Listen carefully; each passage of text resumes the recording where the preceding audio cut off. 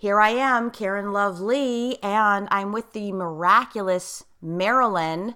And today we're talking about a massive, massive breakthrough that you just had. And I want you to start and say it from your point of view, because I do believe this is probably the most powerful, magnificent breakthrough of your entire life and marriage and in our coaching process over the years. Yeah. Yes? Yeah. Would you agree? Yes. Mm-hmm. Oh, definitely. Tell us what happened. Yeah. So, just very briefly background, because of my husband's stroke and instability and his blindness in one eye, and the fact that he has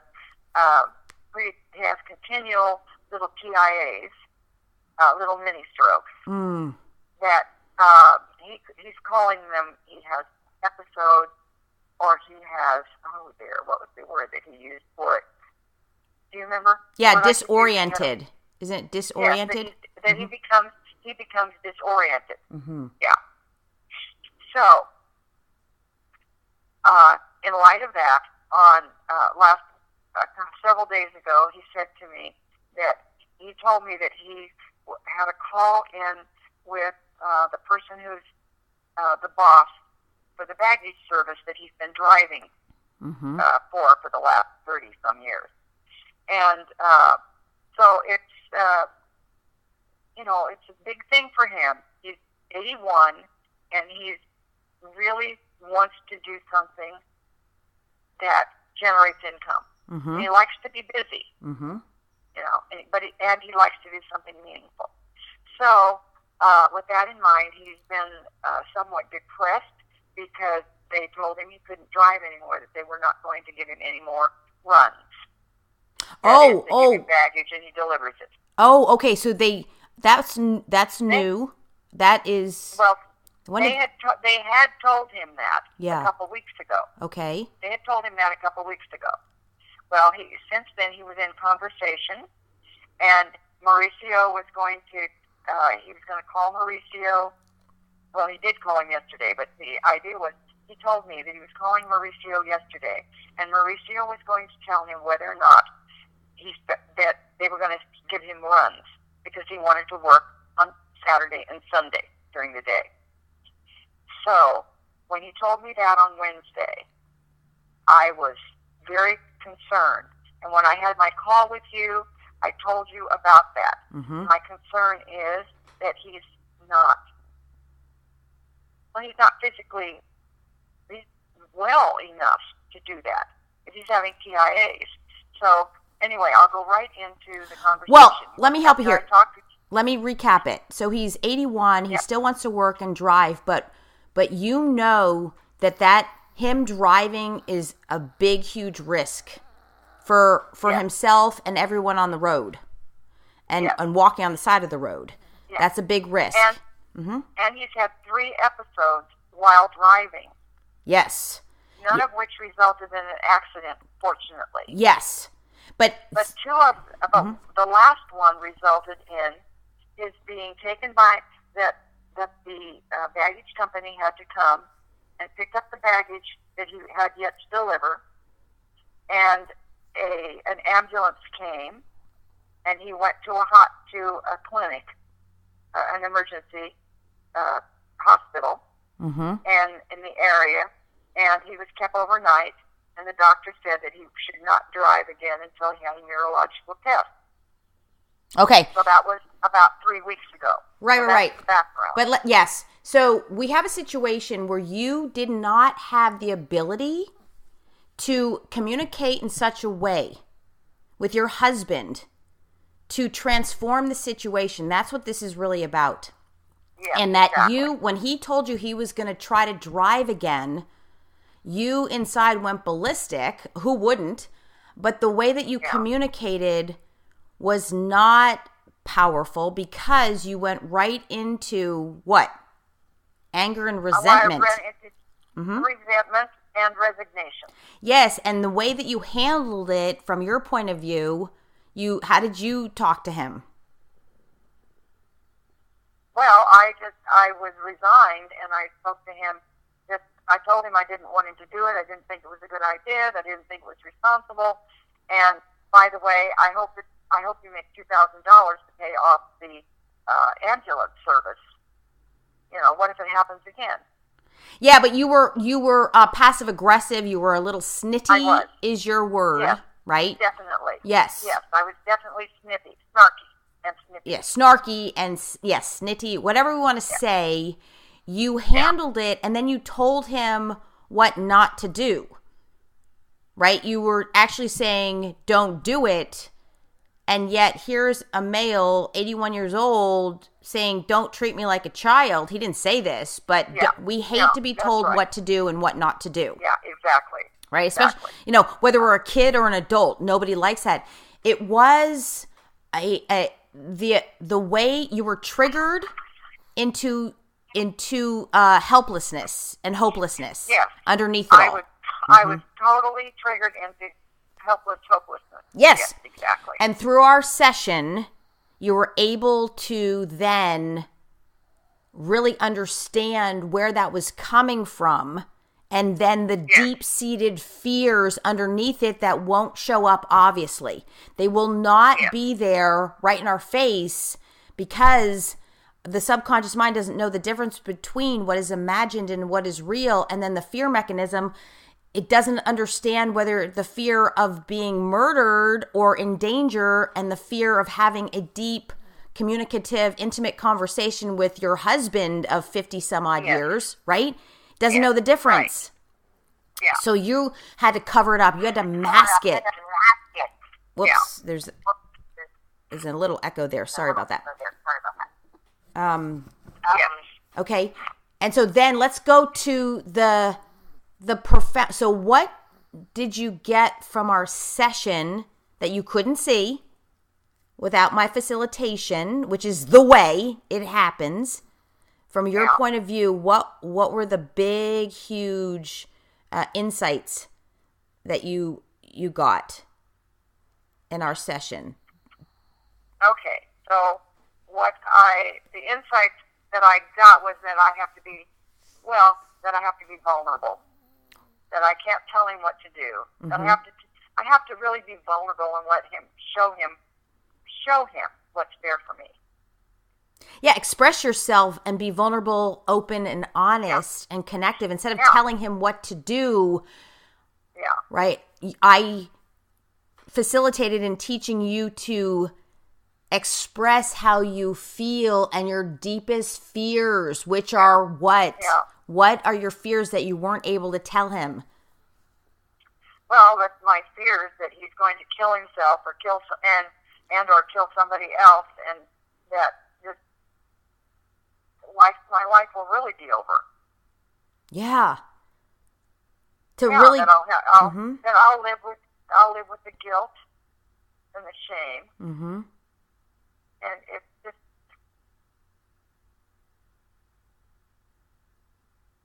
and I just might as well be dead. Yeah, so go back and just tell us how the conversation went. What did you actually say to him? Okay, so then what I actually said to him, I said, I need to talk to you. I started out with that, I just need to talk to you. Because I had already determined just whatever was going on, if he was watching TV or whatever it was, that I had to talk to him like right now. Mm. And he was busy doing something, so I was so tempted. I mean, I really just wanted to put it off. Yeah. But I was resolved to do it, so I said, I want to talk to you, and just please come and sit down. And I said that when he told me that he wanted to work, I said I was so that it upset me because I was so afraid. I was so afraid for him. I can't remember exactly. I did text it to you, but I can't remember exactly. Just that it was, that I loved him. I didn't want to be without him. And if he killed himself, I couldn't live with that. that and eventually I just said, well, you just might as well shoot me. I said, I'll have to leave. I just can't live with this. I can't live with it. Oh, it's coming back now. Mm-hmm. That our daughter was killed in an automobile accident. That's his background. And I said, since Kathleen was killed in that automobile accident, every time somebody gets in a car, it's like you or our son or our grandchildren, and I named them, get in a car that it's just always there in the back of my mind that I could get a call that they've been in an accident. Mm-hmm. And it is something that I live with all the time. And I just can't bear it anymore. When he goes out and he drives, I said, I just can't live with it. Because I'm afraid of what's going to happen. That he's going to get killed or he's going to kill somebody else. And then I'll have to live with that. Mm-hmm. And how did he respond? Yeah. Because you were crying. Well, you were crying. Yeah, you were crying and sharing your truth. What was really there in your heart. What did he say, or what was he doing, or how was he reacting? Well, he was just patting my leg and telling me that he was sorry, that he was sorry. And I just kept telling him. I just kept telling him what was there for me. And I just said, you just might as well shoot me. I said, or I'll just have to leave you. I just can't live with it. Yeah. So he said he wouldn't do it. So when he talked to her. Yeah, go ahead. Well, he said he wouldn't do it then. Mm-hmm. That he would stop driving. That he would stop driving. He actually then, because he's been very rebellious in this situation, the back history. Yeah. And this time, by you, everything I've been coaching and teaching you, but you've been so afraid to have these conversations with him because you're so afraid of him getting even angrier and more passive-aggressive and more rebellious and defiant. And yet... And depressed. And so... But it's counterintuitive. He actually apologized, and he's the one who said, I won't do it. You didn't even have to ask him.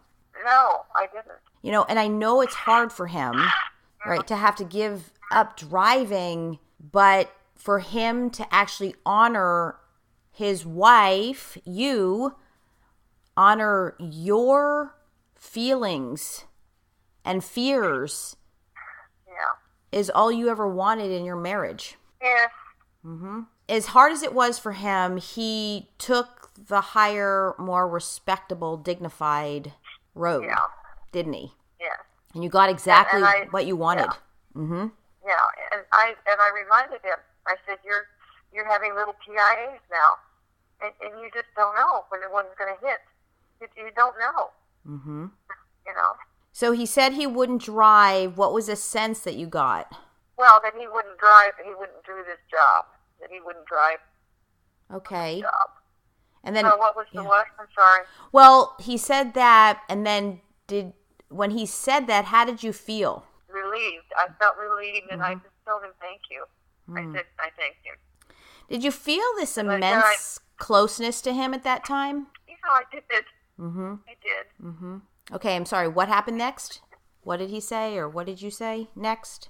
Well, just that I loved him, and I didn't want to have to live without him. And he said he didn't want to have to live without me either. Aw. Yeah. Mm-hmm. But I don't want to live without him. Of course.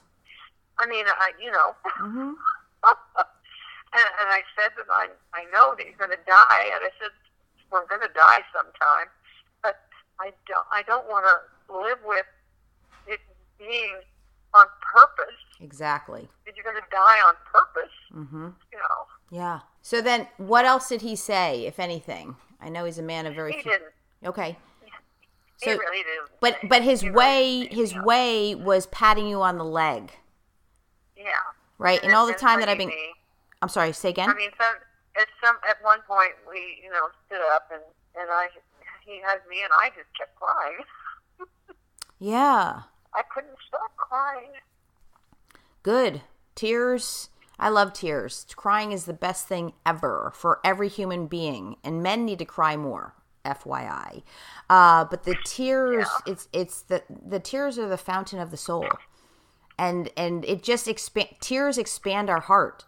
Tears open our heart, and we don't think it does, but it does. And I really got that in losing my little Angelica, my little 5-pound dog last week. And that's why death is necessary, and this is the death of the old relationship and paradigm that you and your husband have been, feeding into, of no communication, you getting angry, him getting angry, don't tell me what to do. How many times does that happen? So many, millions of times. That's been your relationship. I'm going to drive. You have no say. Da da da da da. And this is why marriages don't work. Yeah. Mm-hmm. Yeah.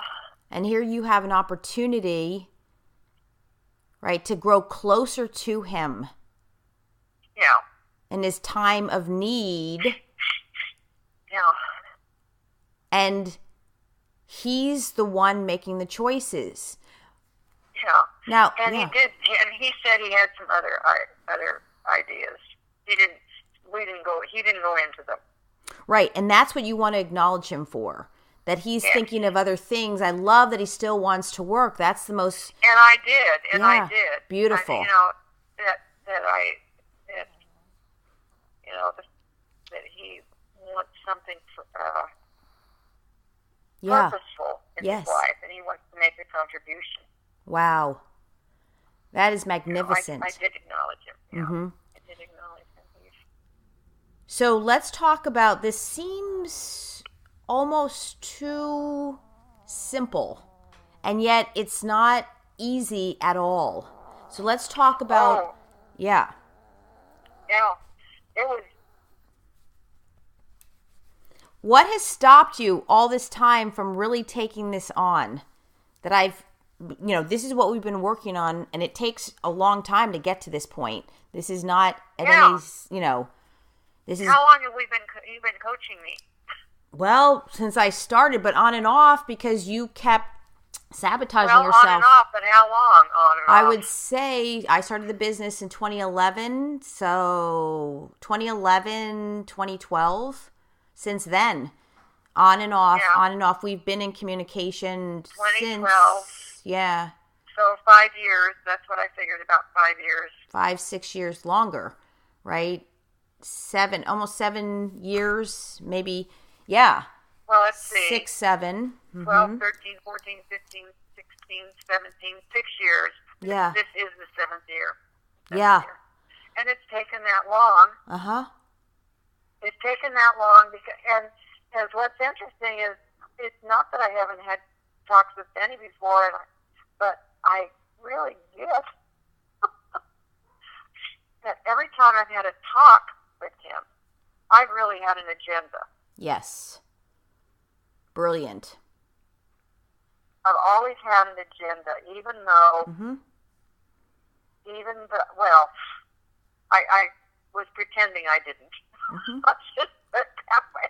I pretend I didn't have an agenda, but I did. So I recognize that because I wanted him to do something. Mm-hmm. Yes. And the difference is I want him to do something this time too, but I just left it up to him. I really left it up to him. Yeah, the whole thing. I shared with him how I really felt about it. Yeah, the whole thing's counterintuitive. So you have been in the fear of actually being completely, utterly truthful, speaking your truth. You were in fear that he wouldn't hear you. You were in fear that he wouldn't understand you and get you. You were in fear that it would only make things worse.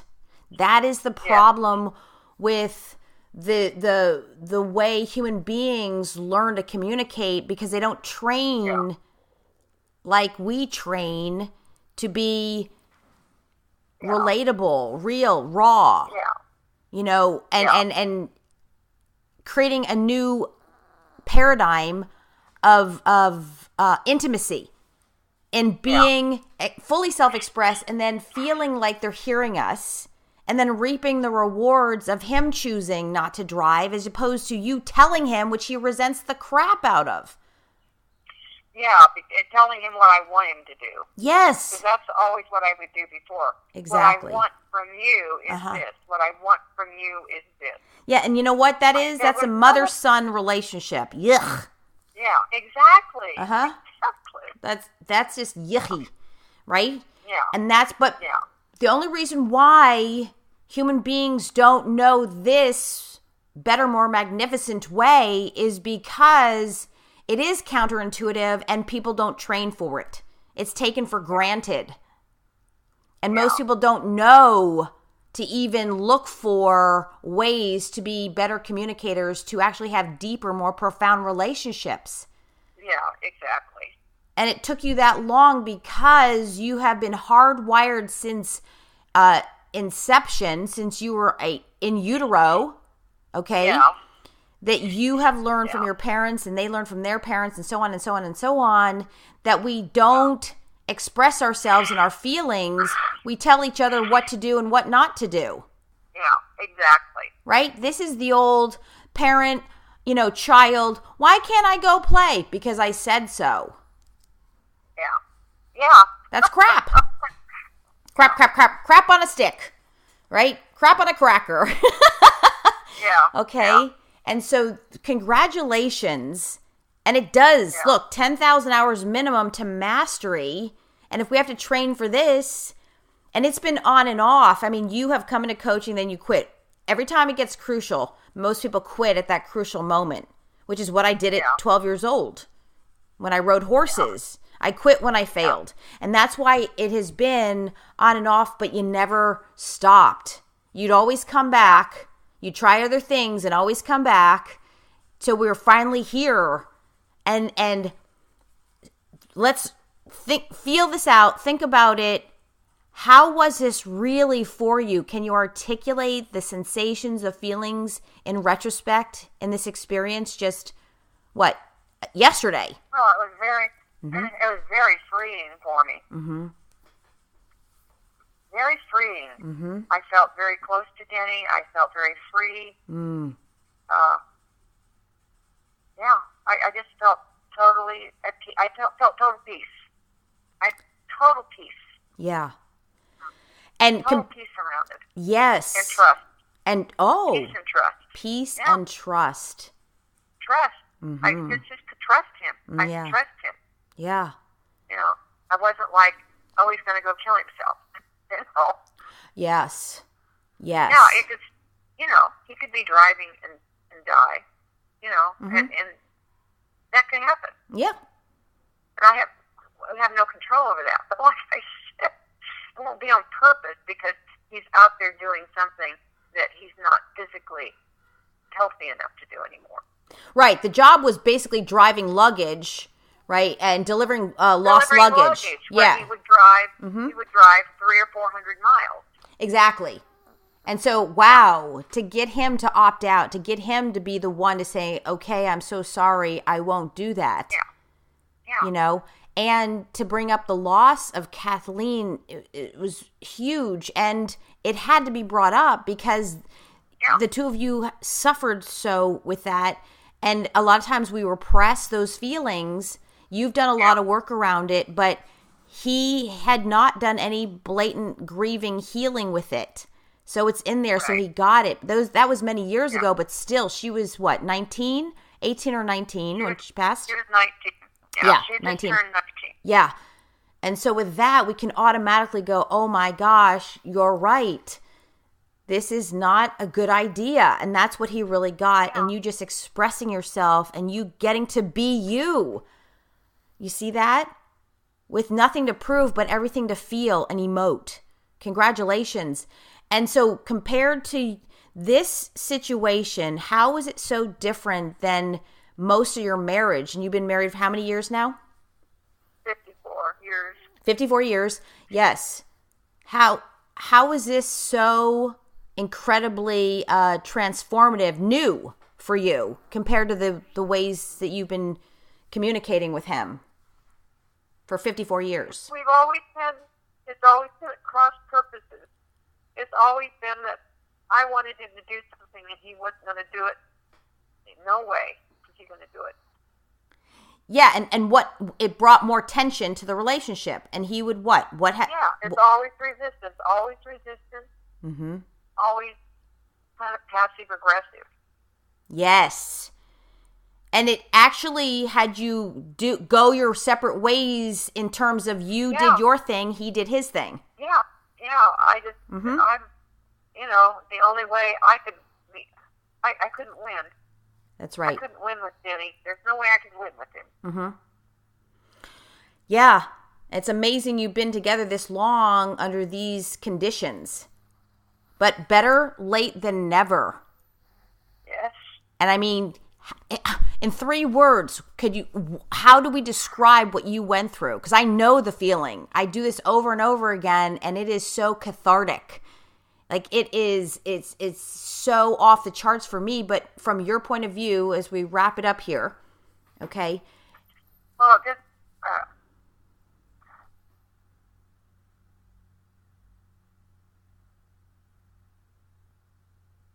close, a closeness. Yeah. No barrier. No barrier. They were just open, close and open. It was a new level of connected. Yeah, connected. Yeah, connected. Really, totally connected.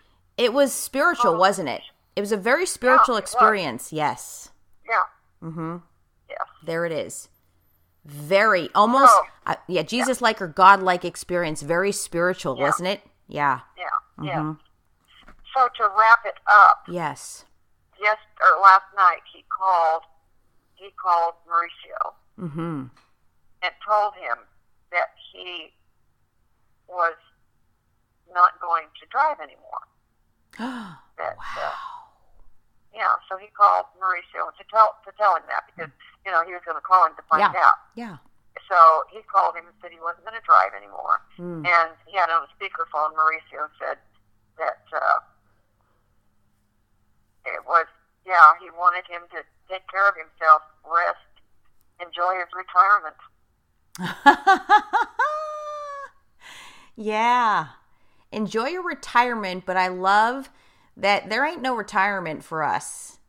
Right? He's not going to retire. He's still, so now you two can, be partners in having him go to his next purposeful endeavor, Yes. and see what he can create there and keep, being purposeful in the most safe way for everybody.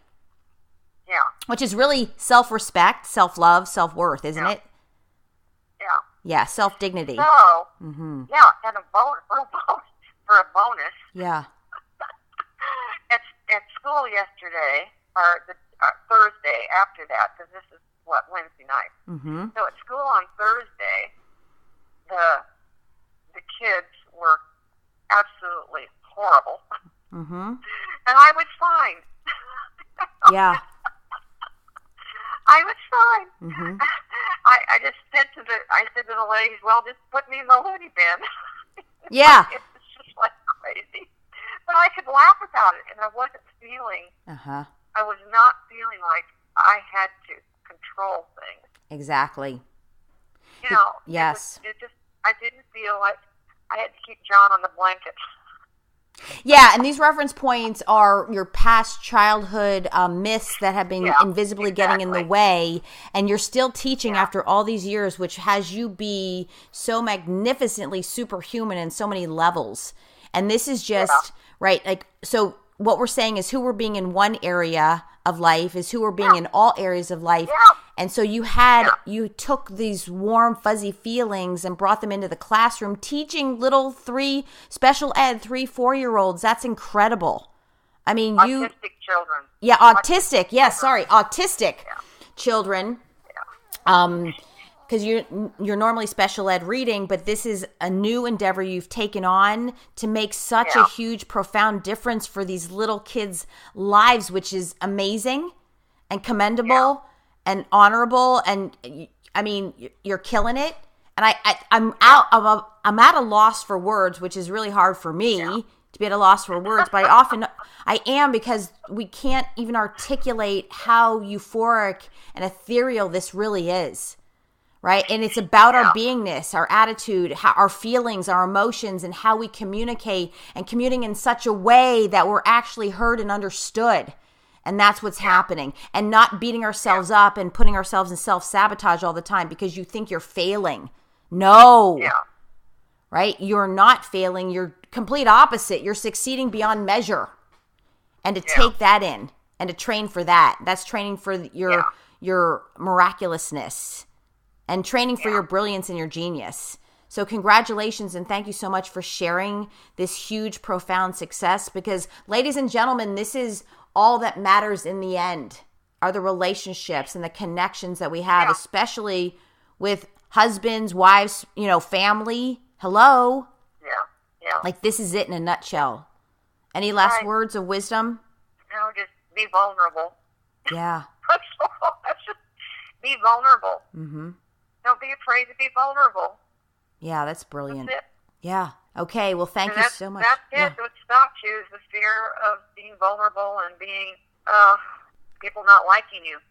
Yeah, exactly. Oh my gosh, the greatest words of wisdom ever is be vulnerable. Yeah. Yeah. Okay, well, thank you for that.